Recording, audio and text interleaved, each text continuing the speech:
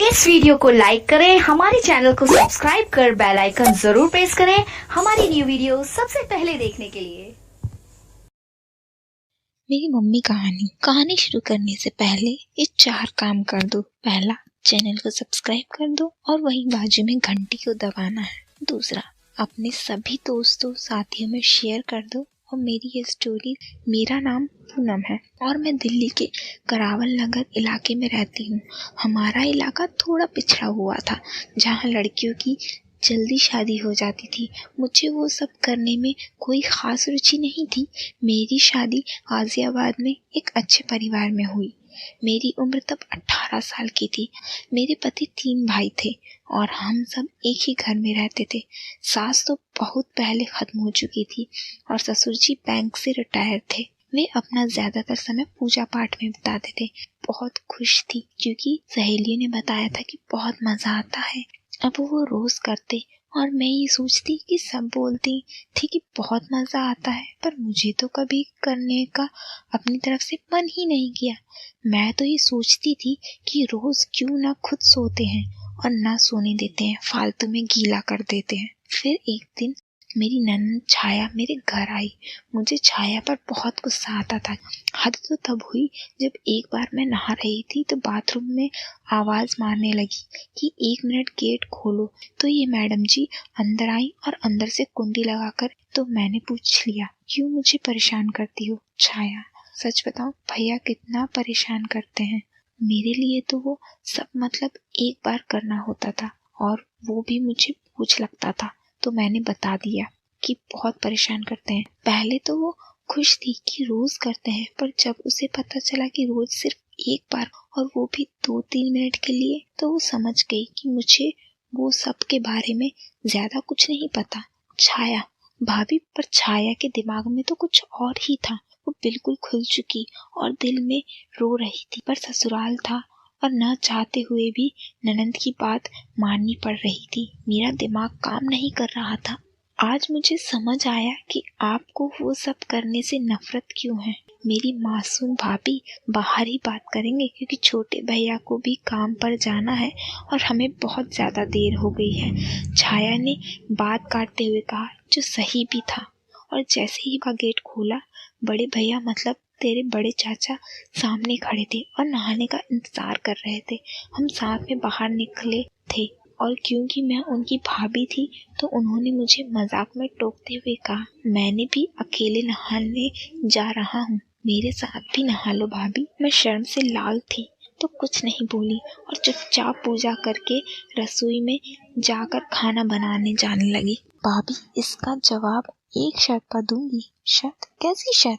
आपको बीच वाले भैया के साथ करना होगा। नहीं दीदी, ये पाप है और वो उनके छोटे भाई हैं। आप कैसी बात कर रही हो? भाभी, आपको कुछ नहीं पता। आप अभी तक कुंवारी हो।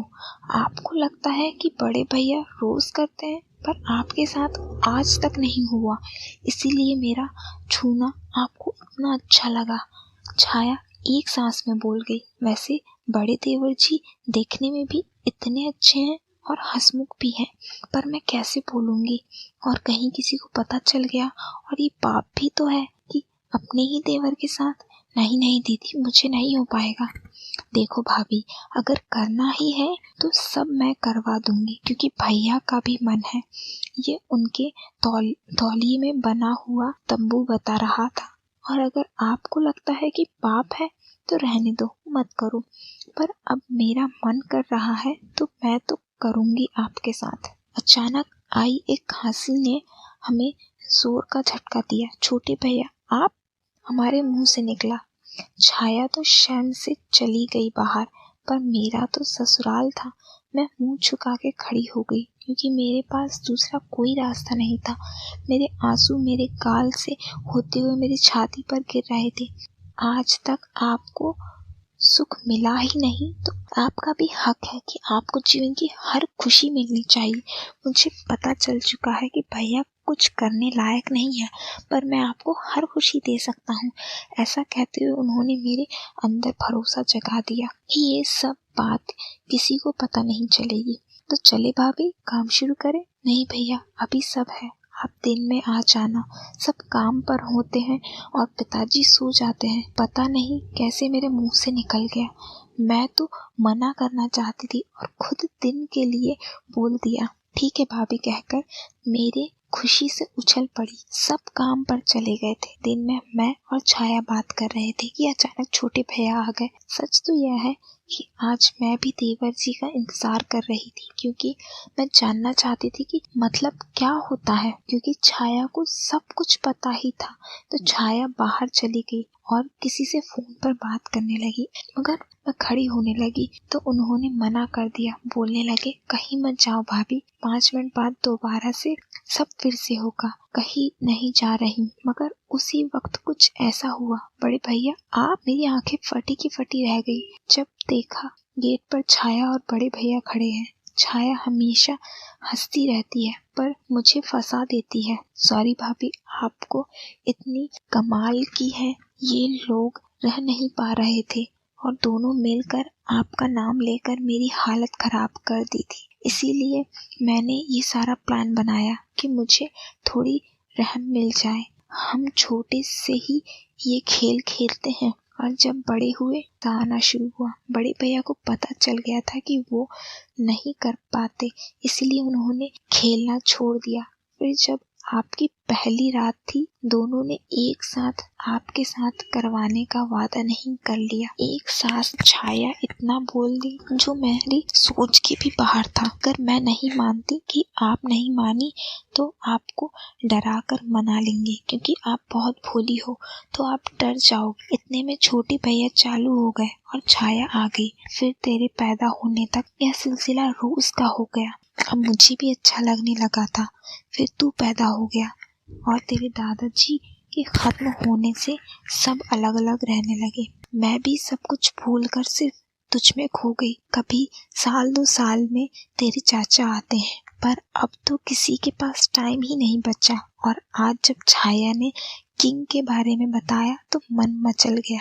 मुझे माफ कर देना बेटा, मैं तुझे बताती भी तो क्या बताती। इस छाया ने ही मुझे पहले ही फंसा दिया था तेरे दोनों चाचा के साथ और आज मेरे अपने सगे बेटे के साथ। पर छाया नहीं होती तो शायद मैं भी नहीं होता, क्योंकि माँ पिता से खुश थी और उन्हें मिला भी नहीं था और उन्हें ढूंढना भी नहीं था। मुझे जाकर सो गया। थोड़ी देर में माँ भी मेरे पास आ गई और मेरे बराबर आकर लेट गई। मेरी आंखें बंद थी। मैं माँ के सुबकने का एहसास कर सकता था।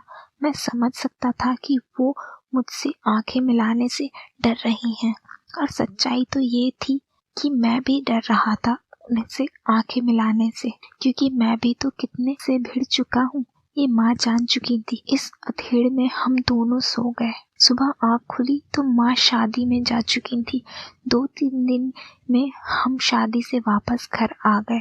पूरी शादी में माँ और छाया से नजर नहीं मिला पाया था।